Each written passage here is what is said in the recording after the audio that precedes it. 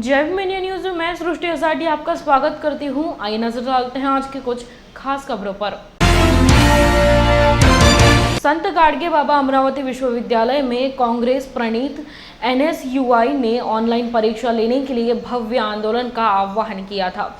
इस दौरान ग्रीष्मकालीन ऑनलाइन परीक्षा कराने की मांग की गई थी। हालांकि इस बार NSUI के कार्यकर्ता बहुत ही आक्रामक होते हुए और उन्होंने विश्वविद्यालय पर पत्रक फेंके। NSUI के प्रदेशक अध्यक्ष आमिर शेख और पालक मंत्री यशोमती ठाकुर की बेटी आकांक्षा ठाकुर के नेतृत्व में यह भव्य आंदोलन किया गया।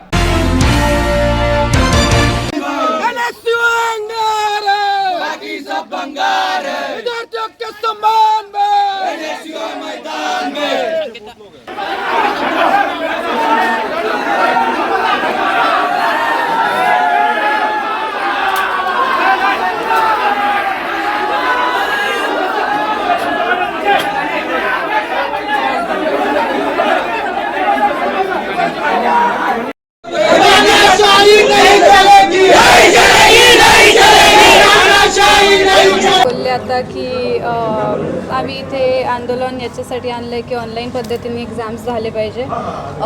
सगळे जेवढ्याही विद्यापीठ म्हणजे माझंच एक्झाम माझ्या कॉलेजचंच एक्झाम्पल आहे। अजूनही आमचे क्लासेस ऑनलाईन होत आहेत।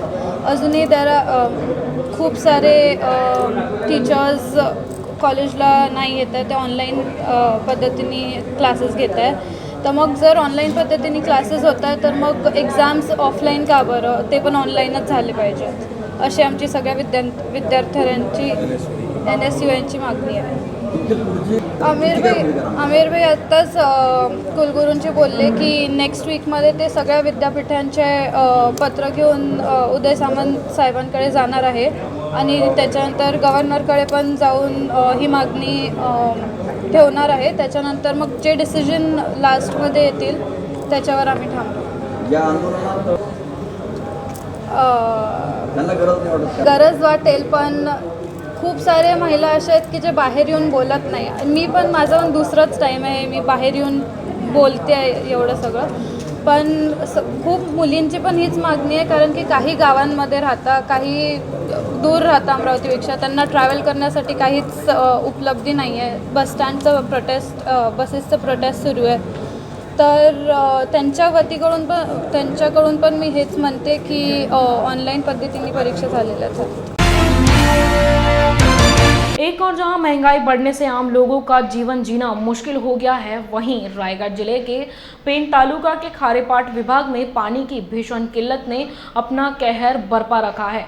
पेंच तालुका के खारेपाट डिवीजन के कई गांव और बस्तियां प्यासी है और पीने के पानी की कमी भी है, जिस कारण से यहाँ के लोग पानी खरीद कर पीते हैं।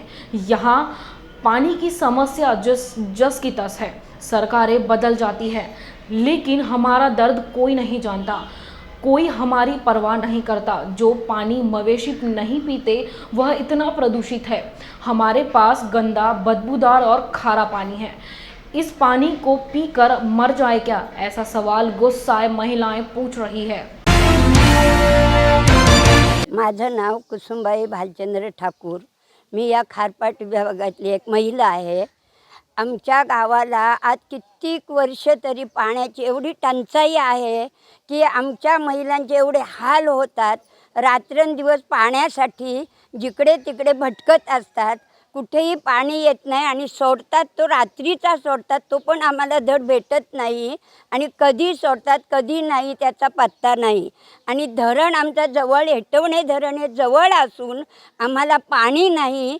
आमच्याकडे नुसते मतांसाठी पुढारी येतात, मतं द्या, परंतु पाण्यासाठी आम्ही एवढी वणवण पिटतो। कित्येक तरी आजपर्यंत आम्ही एवढे मोर्चे काढले तरी पण आम्हाला पाण्याची दाद देतो आम्ही, तुमच्या डोक्यावरचा आम्ही हंडा उतरतो, थांबा अशी आम्हाला आश्वासने देतात। आम्ही कित्येक महिला कित्येक मोर्चे घेऊन पेणपर्यंत गेलोय, हंडे घेऊन गेलोय, परंतु आम्हाला आजपर्यंत या 22 सालापर्यंत पाणी काय भरपूर दिलेलं नाही। माझे नाव भारती गोपीनाथ म्हात्रे, मी दीव गावाची महिला आहे। पण एवढे हाल आहेत पाण्याचे की सांगू इच्छित नाही, कारण ह्या गावात खूप मुलं बालं भरपूर शिकलेले आहेत, पण त्यांच्यासाठी कोणीच मुली देत नाही. कारण प्रश्न पाण्याचा आहे. कारण पाणी नसल्यामुळे काहीच गोष्टी होऊ शकत नाहीत.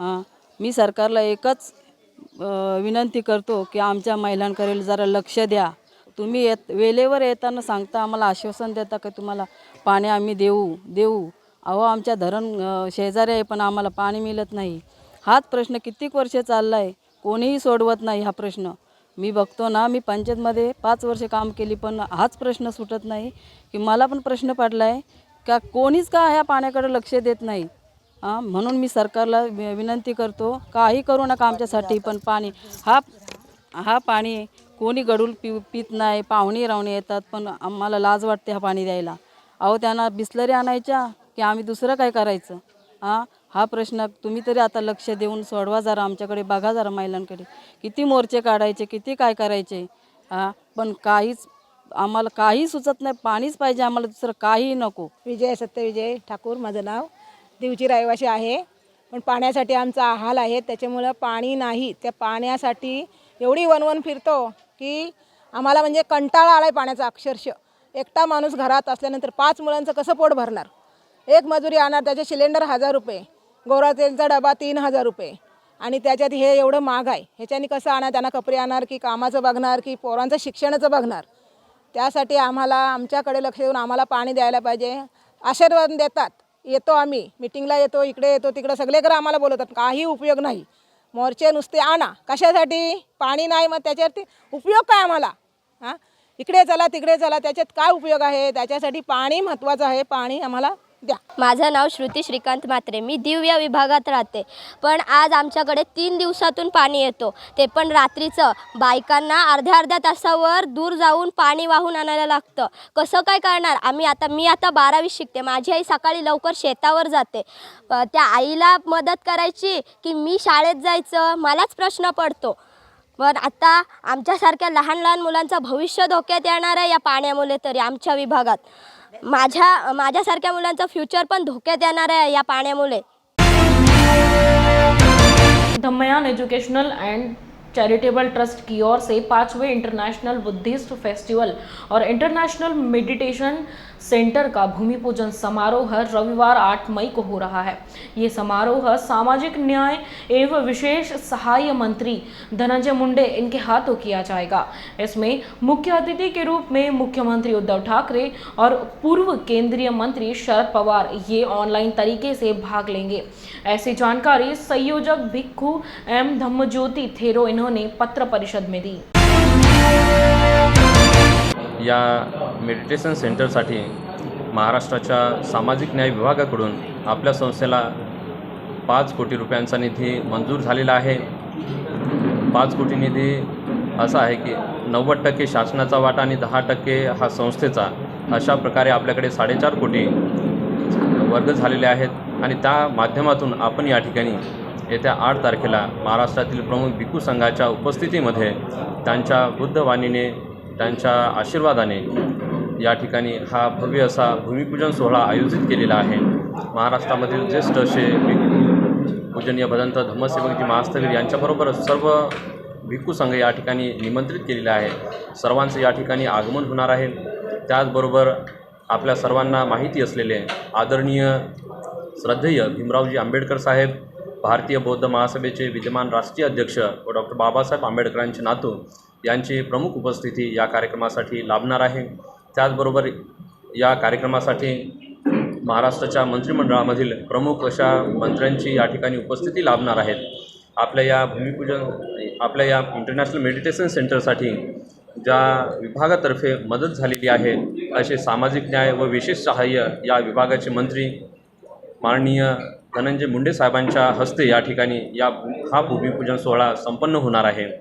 अशा प्रकारे या कार्यक्रमासाठी आपल्या औरंगाबाद शहरामधील केंद्रीय अर्थ राज्यमंत्री डॉक्टर भागवत कराड साहेब हे असतील, त्याचबरोबर आपल्या महाराष्ट्राच्या शालेय शिक्षण मंत्री आयुष्यमती वर्षाताई गायकवाड ह्या असतील, त्याचबरोबर औरंगाबाद शहरामधील माननीय संदीपान भुमरे साहेब रोजगार हमी व फलोत्पादन मंत्री, त्याचबरोबर महाराष्ट्र राज्याचे सार्वजनिक बांधकाम राज्यमंत्री आयुष्यमान संजय बनसोडे साहेब असतील, औरंगाबाद शहरामधील सर्व लोकप्रतिनिधी, त्यामध्ये आपल्या शहराचे खासदार, अशा प्रकारे या कार्यक्रमासाठी आपल्या औरंगाबाद शहरामधील केंद्रीय अर्थ राज्यमंत्री डॉक्टर भागवत कराड साहेब ते असतील, त्याचबरोबर आपल्या महाराष्ट्राच्या शालेय शिक्षण मंत्री आयुष्यमती वर्षाताई गायकवाड ह्या असतील, त्याचबरोबर औरंगाबाद शहरामधील माननीय संदीपान भुमरे साहेब, रोजगार हमी व फलोत्पादन मंत्री।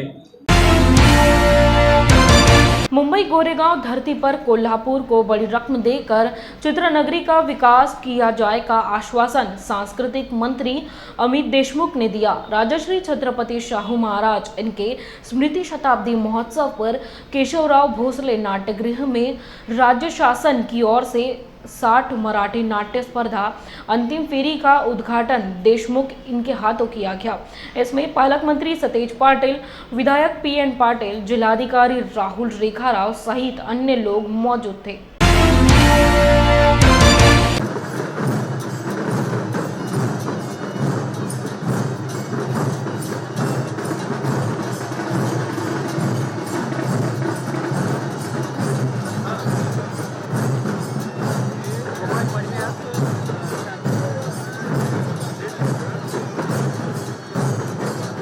ज्या कर्तृत्वान राजांनी त्या काळामध्ये ज्या केशवराव भोसले नाट्यगृहामध्ये बसलो त्या काळामध्ये पॅलेस थिएटरच्या नावानं हे व्यासपीठ निर्माण केलं आणि या व्यासपीठाच्या माध्यमातून अगदी अनेक कलाकारांना प्रोत्साहित करण्याचं काम त्या काळामध्ये शाहू महाराजांनी त्या ठिकाणी केलं। अनेक असे सुप्रसिद्ध गायक आपल्या दरबारामध्ये आणून किंवा इथं आणून त्यांची कला लोकांच्यापर्यंत देणं आणि लोकांना प्रोत्साहित करण्याची भूमिका त्या काळामध्ये शाहू महाराजांनी स्वीकारली। ही वास्तू जी आहे जी महाराजांनी त्या काळामध्ये उभी केली, आजही दिमाखाने ती उभी आहे, पुरातत्व वास्तू आहे आणि अशा वास्तू महाराष्ट्रातल्या कानाकोपऱ्यामध्ये उभ्या राहिल्या पाहिजेत, जिथे श्रोता रसिक येऊ शकेल आणि याचा आस्वाद आणि आनंद घेऊ शकेल। नाटकांचा, संगीत रचनींचा, सांस्कृतिक कार्यक्रमांचा त्याचे एक धोरण, थिएटर पॉलिसी करण्याचा विचार महाराष्ट्र शासनाच्या सांस्कृतिक कार्य विभागाचा सुरू आहे। कोल्हापूर चित्रनगरी, पालकमंत्र्यांनी ज्याची चर्चा केली, जो विषय या ठिकाणी त्यांनी मांडला, तर या कोल्हापूर चित्रनगरीला देखील येणाऱ्या काळामध्ये चित्रीकरणाचं एक आधुनिक स्थळ म्हणून कसं आपल्याला विकसित करता येईल। भालजी पेंढारकर, V शांताराम ही दिग्गज माणसं या नगरीला यांची पार्श्वभूमी राहिलेली आहे आणि म्हणून येणाऱ्या काळामध्ये मुंबई चित्रनगरीच्या धर्तीवर कोल्हापूर चित्रनगरीचा विकास करण्यासाठी सुद्धा आम्ही कटिबद्ध असू।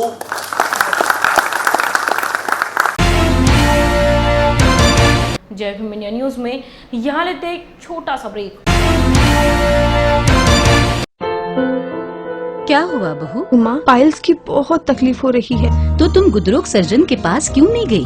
देखो, जैसे हार्ट के लिए हार्ट स्पेशलिस्ट, ब्रेन के लिए ब्रेन स्पेशलिस्ट, तो पाइल्स के लिए पाइल्स स्पेशलिस्ट क्यों नहीं? स्त्री हो या पुरुष, टॉयलेट में तकलीफ केवल पाइल्स ही नहीं, और भी कई प्रकार के गुदरोग तथा कैंसर भी हो सकता है।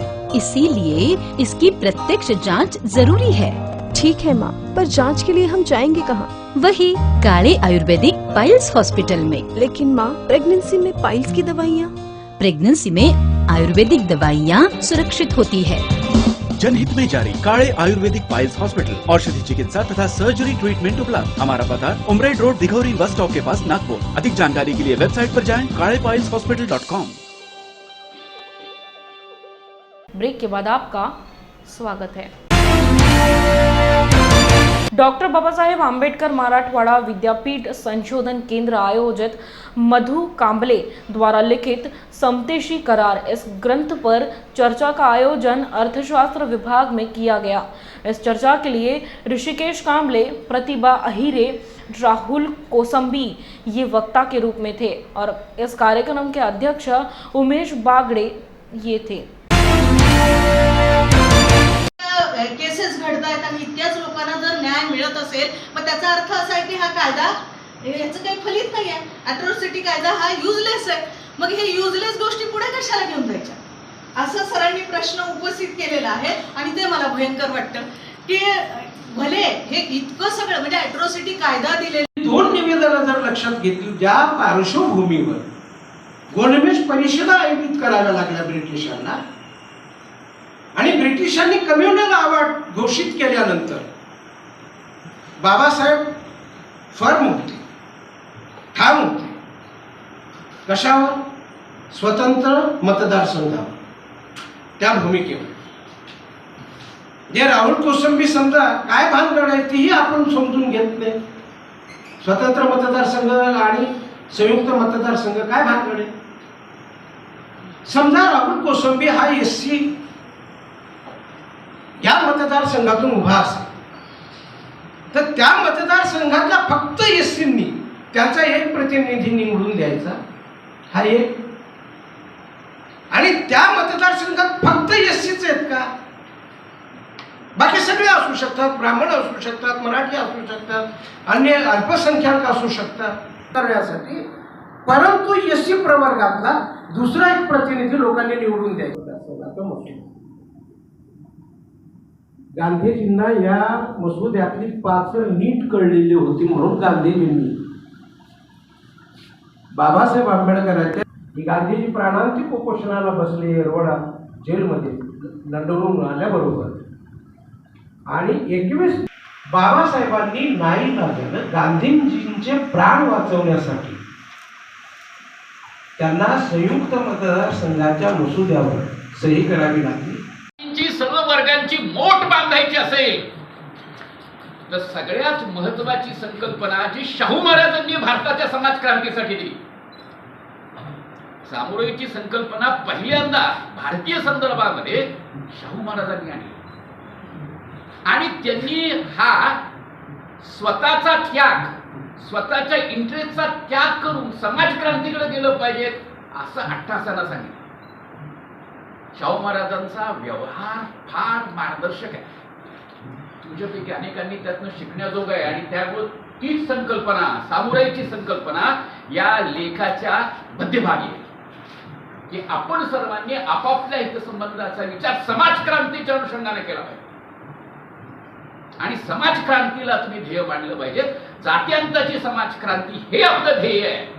आणि या ध्येयासाठी सर्व समाज घटकांनी सर्वांच्या हितासाठी म्हणून स्वस्वार्थाचा त्याग केला. माजलगांव मतदार संघ के 236 करोड़ 88 लाख रुपए के विभिन्न विकास कार्यों को वर्ष 2021 और 22 इस आर्थिक वर्ष में स्वीकृति की गई. इस बात की जानकारी प्रकाश सोलंकी ने प्रेस वार्ता में दी.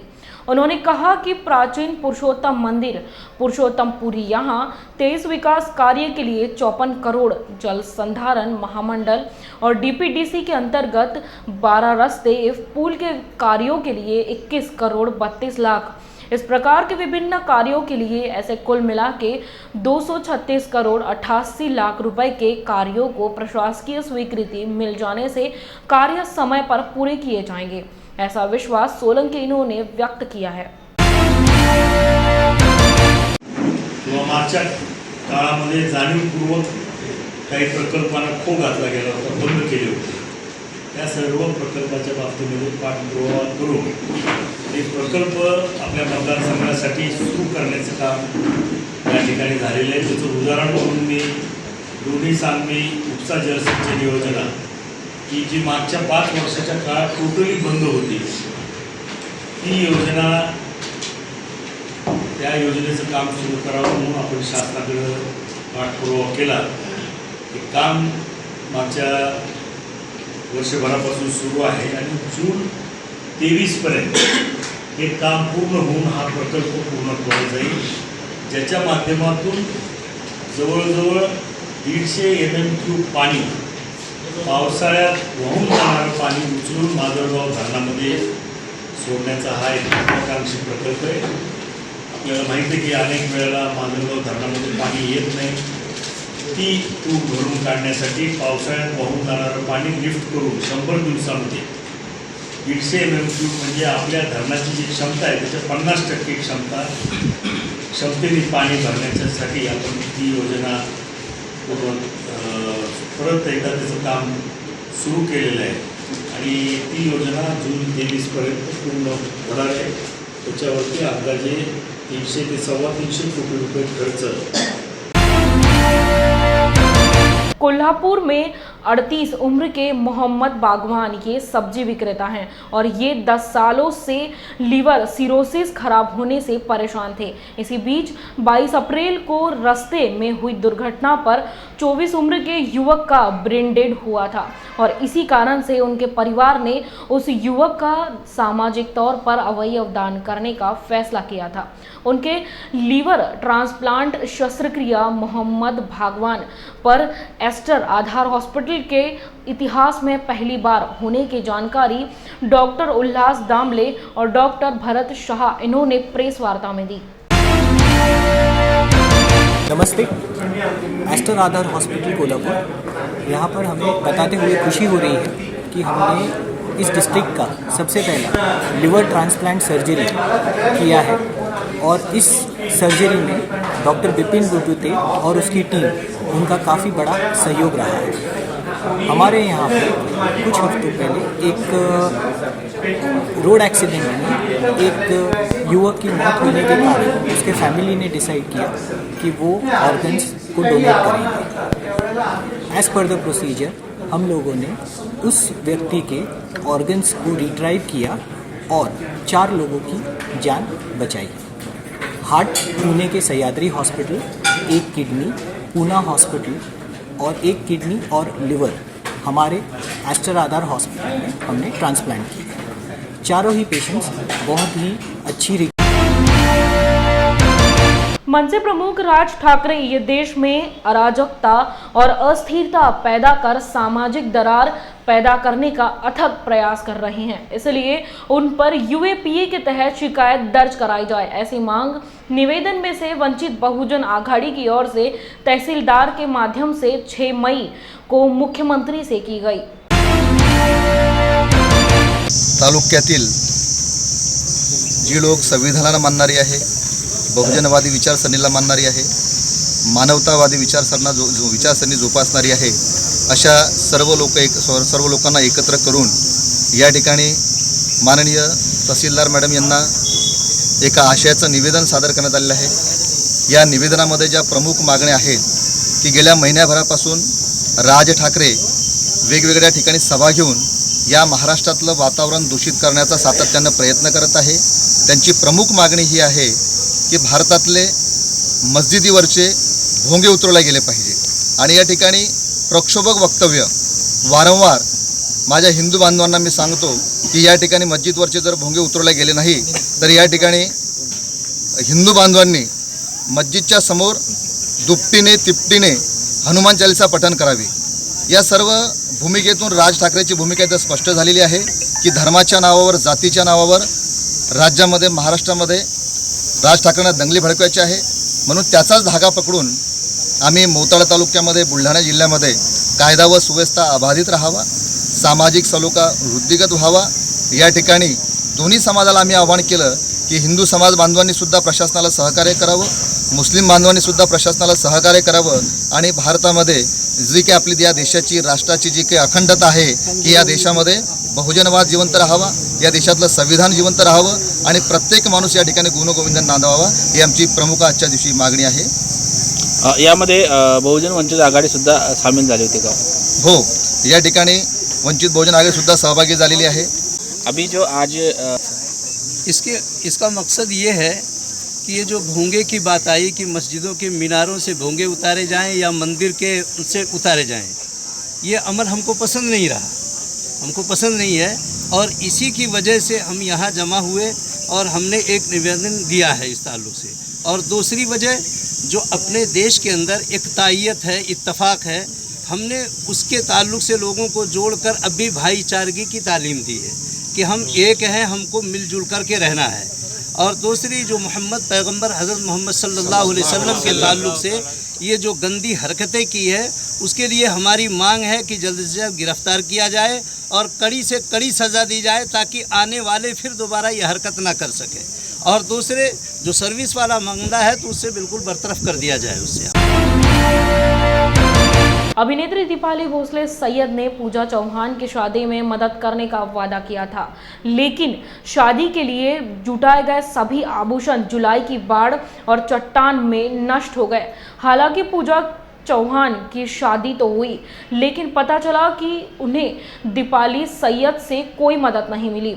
अंत में महाड़ के सेवानिवृत्त पुलिस अधिकारी दिलीप जाधव ने पूजा चौहान की शादी की पहल की और उन्होंने पूजा चौहान के पूरे विवाह का खामियाजा उठाया, जिससे समाज के सामने एक नई मिसाल कायम की। मागच्या 22 जुलै 2021ला महाड पोलादपूरमध्ये मोठ्या प्रमाणात पाऊस पडला आणि त्यामध्ये दरड कोसळून अनेक गावं दरडीखाली गेली। त्यामध्ये पोलादपूर तालुक्यामधील केवनाळे आणि साखर सुतारवाडी ही 2 गावं दरडीखाली गाडली गेली आणि त्यामध्ये काही लोकही मृत्युमुखी पडलीत। साखर सुतारवाडी ह्या गावामध्ये एक पूजा चव्हाण आणि त्याचं कुटुंब तिथे राहत होतं आणि मागच्या पावसामध्ये त्या पूजा चव्हाणच्या आई वडील अपंग आहेत। आई यांनी काबाड कष्ट करून मुलीच्या लग्नासाठी दागिने बनवले होते आणि ते दागिने पूर्ण त्या 22 जुलैच्या पावसामध्ये वाहून गेले। त्यामुळं त्या कुटुंबावर अचानक भयानक असं संकट आलं होतं आणि मुलीचं लग्न कसं करायचं हा त्यांच्यावर मोठा प्रश्नचिन्ह त्यांच्यावर होतं आणि अशा परिस्थितीमध्ये आम्ही समाज माध्यमाला सोशल मीडियाच्या माध्यमातून किंवा बातम्यांच्या माध्यमातून लोकांना आव्हान केलं त्या मुलीला मदत करण्यासाठी। आणि आमच्या महाड तालुक्यातील एक दिलीप जाधव म्हणून निवृत्त पोलीस अधिकारी आहेत, त्यांच्या माध्यमातून संपूर्ण त्या पूजा चव्हाणच्या लग्नाचा खर्च त्यांनी केला। त्यामध्ये दागिने, कपडे, जेवण, लग्नाला जो असणारा संपूर्ण खर्च दिलीप जाधव या निवृत्त अधिकाऱ्यांनी केले आणि खऱ्या अर्थाने एक समाजाला प्रेरणा देणारं असं काम आणि चांगलं ह्या जाधव यांच्या माध्यमातून झालेलं आहे। आज त्या मुलीचा शुभविवाह मोठ्या थाटात पार पडला आणि त्या आईवडिलांवर आलेलं एवढं मोठं संकट आणि त्या माध्यमातून ते दूर झालेलं आहे आणि खऱ्या अर्थाने हे समाजासाठी प्रेरणादायी असं जाधव साहेबांचं कार्य आहे आणि खऱ्या अर्थाने ते समाजामध्ये हिरो म्हणून ते। दिलीप जाधव, राहणार किंजळी खुर्द, भालेकरकोंड, तालुका महाड, परंतु मी नोकरीनिमित्त ठाणे शहर येथे असल्याने 22 जुलै रोजी जो पावसाने महाभयंकर रुद्ररूप घेतला होता त्या रुद्ररूपामध्ये महाडमध्ये तळेगाव आणि पोलादपूरमध्ये साखर सुतारवाडी आणि इतर गावांमध्ये पाण्याचे जे पूर आले होते, डोंगराचे चिखल दऱ्यांमध्ये काही गावं बुडाली होती। त्यामध्ये मुंबईमध्ये दादर या ठिकाणी सदर घडलेल्या प्रकरणाबाबत माणगाव, महाड आणि पोलादपूर मुंबई मंडळीच्या सगळ्या लोकांची सभा ठेवलेली होती।